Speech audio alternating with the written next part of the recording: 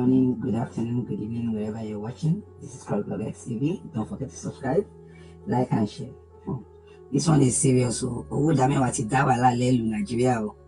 Bàbá ìwòlíì náà ni wọ́n ṣàjáde. Wọ́n ní àwọn pásítọ̀ tó ń gbowó dámẹ́wàá. Wọ́n ní wọn wo ìyà tó ń jẹ àwọn ọmọ Nàìjíríà o. Owó dámẹ́wàá ni wọ́n wà after. Ọ̀rẹ́ ìtúgbẹ́nu tán ẹjọ́ ẹ jẹ́ ká gbọ́ látẹnu pásítọ̀ yẹn àwọn àṣírí tán tú bí àwọn èèyàn ṣe ń sọ́fà lórí ọ̀rọ̀ àtijẹ àti mu tí àwọn alàgbà yìí tí wọn ọdẹ wẹ̀yìn tó ń béèrè owó ìdá mẹ́wàá eléyìí tó lágbára gan. Please don't forget to subscribe, like and share. èèyàn mi ẹ jọ̀ọ́ ẹ má dá ìdá mẹ́wàá mọ́ instead ẹ fi dá ìdá mẹ́wàá yẹn ẹ máa fi ṣàánú fáwọn ènìyàn ni ẹ má dá ìdá mẹ́wàá mọ́ ṣe rí ìdá mẹ́wàá tẹ̀ ń dá yẹn ẹ kàn fi empower àwọn pásítọ̀ ni àwọn pásítọ̀ olè àwọn tó ti yó. They are already overfed and you still continue to feed them. Ẹ jọ̀ọ́ ẹ má dá ìdá mẹ́wàá fún wọn mọ́ ẹ lè san ọrẹ o tẹ́ bá wà lábẹ́ ṣọ́ọ̀ṣì wọn bọ̀ ẹ má dá ìdá mẹ́wàá fún wọn mọ́ ẹ kó ìdá mẹ́wàá yẹn ẹ wá àwọn èèyàn tí wọ́n á máa fi bá yín fi ṣe àánú ẹ̀yin tẹ́ bá mọ bẹ́ẹ̀ ṣe fẹ́ lò ó tọ̀rọ̀ mo sọ fún yín o ẹ wá àwọn èèyàn tí wọ́n máa bá yín lò ó ǹjẹ́ ẹ mọ̀ pé lórí òkè mi níbí ǹjẹ́ ẹ mọ̀ pé Saturday program tí mo máa ń ṣe yẹn owó tí mo máa ń ná every Saturday ngbà míì sometimes 100,000 sometimes 80,000 kí n má parọ́ torí èèyàn gbọ́dọ̀ parọ́ nìkan Ọlọ́run 80 40 ọjọ́ tí ò bá sówó lọ́wọ́ mi rárá mo máa ń ná 45 30 fún àwọn èèyàn torí tẹ́ bá gbọ́ complain àwọn èèyàn ebi ń pa àwọn èèyàn ìyà ń jẹ àwọn èèyàn ń gbòòrò mo rẹ́ni tó jẹ́ pé ó kó ọmọ 5 sáyà tí ò dẹ̀ lọ́kọ tó máa wá sí program tó ní ìdìrànlọ́wọ́ mo rẹ́ni tó jẹ́ pé ó ní ọkọ ṣùgbọ́n ọkọ yẹn kò sí nǹkan kan fún ọkọ òun náà dẹ̀ ń try òun náà ń gbìyànjú tiẹ̀ wọ́n wá sí program kò sí ó lè ran àwọn yẹn lọ́wọ́ kọ́lọ́run máa ràn ẹ́ lọ́wọ́ irú àwọn tó yẹ kó fowó ṣèrànlọ́wọ́ fún nìyẹn kì í ṣe àwọn pásítọ̀ tán ti yú already ó gbọ́ mi nísìn kì í ṣe àwọn tán ti yú already àwọn tán ti wà overfed they are already overfed and yet you people are feeding them. Gbogbo tẹ̀ ń dá náà wọ́n fi kọ́ school yẹn wọn jẹ́ kọ́ ọmọ yín lọ bẹ̀ àwọn tó tún lówó nínú within the circle náà tó ń lọ làwọn ọmọ wọn lọ sí school yẹn ẹ jọ̀ọ́ ẹ fún mi ní owó wọ̀nyẹn ẹ jẹ́ kí n fi ṣàánú ìyà ń jẹ àwọn èèyàn láàárọ̀ yìí tí mo jí mo fi títóbi Ọlọ́run mo fi búra láàárọ̀ yìí tí mo jí mo mọ iye tí mo ti ná lé ní èèyàn kan fẹ́ máa ṣe fùfú èló ló fẹ́ máa fi ṣe ó lóun fẹ́ máa ṣe fùfú kó ń ra kàsáfà nígbà tí mo advice ẹ pé lọ máa ṣiṣẹ́ ó ní òun náà fẹ́ ṣe nǹkan kan ṣùgbọ́n kò sówó tóun á fi bẹ̀rẹ̀ ọjà ó fẹ́ máa ṣe fùfú lásán just fùfú ó ní òun nídìí big kí náà máa ń pè é tó máa ń kó nǹkan sínú yẹn ó lóun nídìí ẹ̀ so that ìyẹn á jẹ́ storage fóun ó lóun nídìí láti ra ẹ̀gẹ́ ó ní wọ́n ti máa ń process àwọn kan síbẹ̀ ó lóun á kàn rà wọ́n á dẹ̀ máa ṣe wọ́n á máa gun tà wọ́n á máa rówó ń bẹ̀ mo dẹ̀ wá rí pé owó wà ní fùfú yẹn ṣùgbọ́n tí máa wo ẹnìkan lóun fẹ́ máa tèédú àwọn obìnrin tó ń wá sí program lórí òkè níbi tá a ràn lọ́wọ́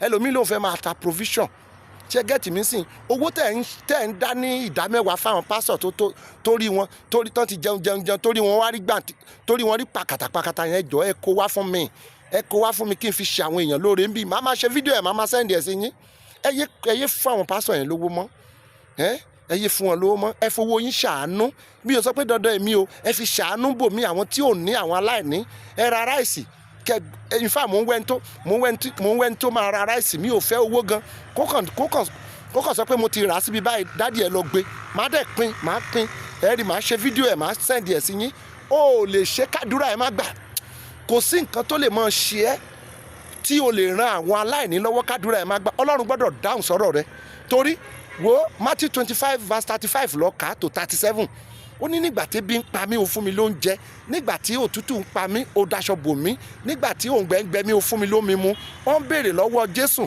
ìgbà wo la ṣe lè fún Olúwa ó nígbà tó bá ti ṣe fọmọnìkejì ó lémi náà ló ṣe fún yẹn kí ló tún fẹ́ nǹkan tó gbé èèyàn wọ̀jọba ọ̀run nìyẹn kì í ṣe gbogbo píríṣì táwọn pásítọ̀ yẹn ń píríṣì ó lè ní wọ́n jọ fowó ẹ̀ ṣàánú stop giving tithe to pastors use it to do charity. Christianity is humanity. Mo bẹ̀ lórúkọ Ọlọ́run ni ẹ kówó yẹn wá fún mi o ẹ jọ̀ọ́ lórúkọ Ọlọ́run ẹ kówó yẹn wá fún mi. Àwọn èèyàn pọ̀ níbí yìí tí mo fẹ́ ṣe láàánú, màá dẹ̀ máa ṣe fídíò ẹ̀ on a weekly basis.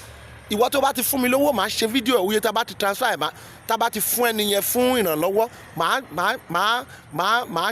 màá ṣe screenshot ẹ̀, màá send ẹ̀ sí ẹni tó dẹ̀ fún náà, á ṣe kí ni, á dúpẹ́ lọ́wọ́ ẹ̀. Ẹ sà Mr. sososo wọn lẹ́yìn lẹ fún mi lówó ẹ ṣe gan o. Nǹkan tí mo fẹ́ máa ṣe nìyẹn, kì í ṣe kéèyàn kan máa preach kìnìkan kéèyàn máa gbowó, kéèyàn máa gba owó ọrẹ, kó máa gbà owó lọ́wọ́ àwọn èèyàn, kó máa lọ ní 10,000 kó fò jáde. Kì í ṣe nǹkan tí Christianity sọ nìyẹn. Scam ní gbogbo wọn yẹn. Ẹ fowó yín ṣàánú, ẹ fowó yín ṣàánú. Ẹ kàn sí mi tó bá fẹ́ fowó ṣàánú, whether o wà ní Nàìjíríà ni, o wà ní London ni, o wà ní Amẹ́ríkà ni, o wà ní Dublin ni, o wà ní Europe ni, o fẹ́ fowó ṣàánú, jọ̀ọ́ let us partner. I will be very transparent, please, I beg you in the name of God. Ìyà ń jẹ àwọn èèyàn Nàìjíríà o, ìyà ń jẹ àwọn èèyàn gidi gan. O ní láti wà níbí kó orí nǹkan táwọn èèyàn go through, wàá mọ̀ pé ìyà ń jẹ àwọn èèyàn. Wo o ò lè fún aláìní kọ́lọ́run mọ́ gbọ́ àdúrà rẹ. Wo ọ̀rọ̀ rẹ ti dayọ̀ tó bá ṣe bẹ́ẹ̀. Ẹ stop àti máa fún àwọn pásítọ̀ ní táìtì mọ́, o lè ní. Jésù ò gba táìtì, àwọn àpọ́stù wọn ò gba táìtì. Tó bá jẹ́ pé Jésù gba táìtì ni kò ní sọ pé kí wọ́n lọ mú ẹja fóun, kán lọ sí odò kán lọ pẹja fóun, kó ń san owó sísà ń bẹ̀. Ẹ jọ̀ọ́ ẹ̀yin èèyàn mi, ẹ jẹ́ ká lajú wa, ẹ jẹ́ alájú wa. Irọ́ ni táìtì o, gbogbo táìtì yẹn irọ́ ni o. Ó tẹ̀ ilé fún wọn lọ́fìrìn, bọ̀ ṣẹ́rí táìtì ìdámẹ́wàá yẹn ẹ fi ṣàánú fáwọn tí ò ní. Wàá dẹ̀ rí pé ọ̀rọ̀ rẹ máa dayọ̀. Wàá dẹ̀ rí pé látọjọ́ tó o bá ti bẹ̀rẹ̀ sí ṣe bẹ́ẹ̀, ayé ẹ̀ á di ìrọ̀rùn, ayé ẹ̀ á ṣe kíni, á di ìrọ̀rùn. Á dára fún ọ lórúkọ Jésù. God bless you. Màá máa retí ẹ o, pè mí ọkọ private chat mi pé you want to partner with me láti máa ṣàánú fáwọn èèyàn. Every Saturday mo máa ń ṣe program lórí òkè. Á dára fún ọ lórúkọ Jésù. God bless you.